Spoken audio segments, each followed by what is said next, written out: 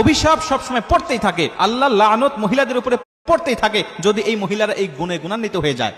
এজন্য আল্লাহ রাসূল সাল্লাল্লাহু আলাইহি ওয়াসাল্লাম মেয়েদেরকে সাবধান করে বারবার বলে দিয়েছেন, খবরদার এই সমস্ত কাজগুলো থেকে তোমরা বিরত থাকো। কারণ তুমি যদি নামাজি হও, তুমি যদি রোজাদার হও, তুমি যদি পাহাড় পরিমাণ সওয়াবের অধিকারী হয়ে যাও, কিন্তু এই সমস্ত গুণ তোমার মধ্যে থাকে আর আল্লাহ তোমাকে যদি অভিশাপ দেয়, তাহলে কোনো আমল তোমার কাজে আসবে না। কারণ আমার আল্লাহ তোমার উপর রাগান্বিত, আমার আল্লাহ তোমাকে বারবার তোমাকে অভিশাপ দিচ্ছে। আল্লাহর অভিশাপ থেকে বেঁচে থাকার উপায় কি খেয়াল করেন। এক নম্বরে, যে সমস্ত মহিলারা ব্লু প্লাগ করে, ব্লু প্লাগ করা মহিলাদের উপরে আল্লাহ পাক সবসময় লানত দেয়। আল্লাহ রাসূল বলেন, বুখারী শরীফের হাদিস 4886 নম্বর হাদিস, আল্লাহ রাসূল সাল্লাল্লাহু আলাইহি ওয়াসাল্লাম বলেন, যে সমস্ত মহিলারা ব্লু প্লাগ করে নিয়মিত, তাদের উপরে আল্লাহ পাক সবসময় লানত দিয়ে থাকে। এখন নিয়মিত হোক অথবা অনিয়মিত হোক, আপনি একবার করেন আর বহুবার করেন, আপনার উপরে আল্লাহ পাক লানত দিবে। যদি তওবা করে ভালো হয়ে যান, তাহলে আল্লাহ পাক অবশ্যই আপনাকে ক্ষমা করবে। আল্লাহ পাক মহান সৃষ্টিকর্তা, এই চোখের সেফটি হিসাবে ভুরুটাকে আল্লাহ পাক দিয়ে দিয়েছেন। এই ভুরুটা চোখের সেফটি হিসাবে কাজ করে। অতএব এগুলো এত সুন্দর আল্লাহ দেওয়া ভুরুগুলো আপনি সেটে একদম চিকুন করে ফেলবেন না, এটা আল্লাহ নারাজ হবে, দুনিয়াতেও আপনি কঠিন বিপদের মধ্যে পড়ে যাবেন। দুই নম্বরে আল্লাহ রাসূল সাল্লাল্লাহু আলাইহি ওয়াসাল্লাম বলেন, এটাও বুখারী শরীফের হাদিস 5933 নম্বর হাদিস, আল্লাহ রাসূল সাল্লাল্লাহু আলাইহি ওয়াসাল্লাম বলেন, যে সমস্ত মহিলারা পরচুলা লাগায়, নকল চুল লাগায়, এই সমস্ত মহিলাদের উপর আল্লাহ পাক লানত করেন। অনেক মা বোনেরা আছেন নকল চুল লাগায়, চুল একটু কম আছে বা ছোট আছে, নকল চুল লাগিয়ে লাগিয়ে মানুষগুলোকে দেখিয়ে বেড়ায়। আবার অনেক মানুষ আছে যারা চুলগুলো বড় সুন্দর, কিন্তু আরো বেশি আধুনিক হওয়ার জন্য সে কি করে, এই চুলগুলো সেটে সেটে একদম কাঁধ পর্যন্ত নিয়ে আসে। এই কাজগুলো করবেন না, আল্লাহ পাক আপনাদের উপরে সবসময় লানত করতে, বেশি নাকি কম। আর আমরা মানুষগুলোকে দেখিয়ে দেখিয়ে বেড়াই।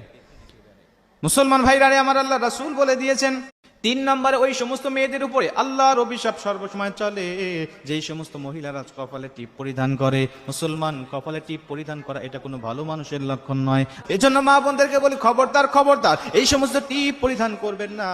যদি করেন তাহলে আল্লাহ পাক আপনার উপরে অভিশাপ দেয়। 4 নম্বরে যেই সমস্ত মহিলাদের উপরে আল্লাহ পাক অভিশাপ দেয়, আর সেটা হলো যে ব্যক্তি, যে মহিলা পর পুরুষকে শুকানোর উদ্দেশ্যে নিজে পারফিউম ব্যবহার করে, লোকালয়ের মধ্যে চলাচল করে এবং পুরুষ ওই পারফিউমের ঘ্রাণটা নাকে নেয়। আল্লাহ রাসূল বলেন, ওই ব্যক্তিকে আমার আল্লাহ রাব্বুল আলামিন জিনাকারিনী মহিলাদের কাতারে দাঁড় করায় দিবে।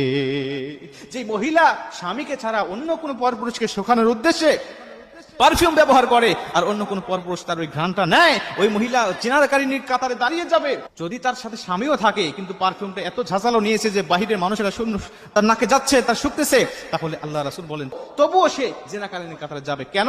সে এত ঝাঁঝালো পারফিউম নিয়েছে। আপনার শরীরে দুর্গন্ধ ঢাকার জন্য আপনার ঘরের মধ্যে থেকে আপনার কাপড়ের নিচে আপনি নিতে পারেন, এটা আপনার নিজের মধ্যে সীমাবদ্ধ থাকবে। কাপড়কে অতিক্রম করে যেন বাহিরের কোন মানুষের নাকে যেন না যায়, এদিকে আপনাকে খেয়াল রাখতে হবে। 5 নম্বরে, যে মহিলারা বাজনাযুক্ত ঘণ্টিযুক্ত নূপুর পরিধান করে, এই সমস্ত মহিলাদের উপরে আল্লাহ পাক লানত করে। আপনি নূপুর পরবেন, নূপুর পরা অবশ্যই জায়েজ, 100 বার জায়েজ, কোনো সমস্যা নাই, কিন্তু বাজনাটা শুধু আলাদা করে ফেলবেন। কারণ আল্লাহ রাসূল বলেছেন যে ঘণ্টাযুক্ত এই সমস্ত নূপুরগুলো হারাম, এগুলো পরা যাবে না। আম্মাজান আয়েশা রাদিয়াল্লাহু তাআলা আনহা থেকে একটা হাদিস আছে যে একটা মহিলা আসলেন, আল্লাহ রাসূলের স্ত্রী মা আম্মাজান আয়েশা রাদিয়াল্লাহু তাআলা বললেন, তোমার নূপুর থেকে ঘণ্টিটা আলাদা করবে না যতক্ষণ আমার ঘরে প্রবেশ করবে না ততক্ষণ। কারণ যেই ঘরে এই সমস্ত ঘণ্টিযুক্ত বিষয়গুলো থাকে, আল্লাহর রহমতে ফেরেশতা ওর ঘরে প্রবেশ করে না।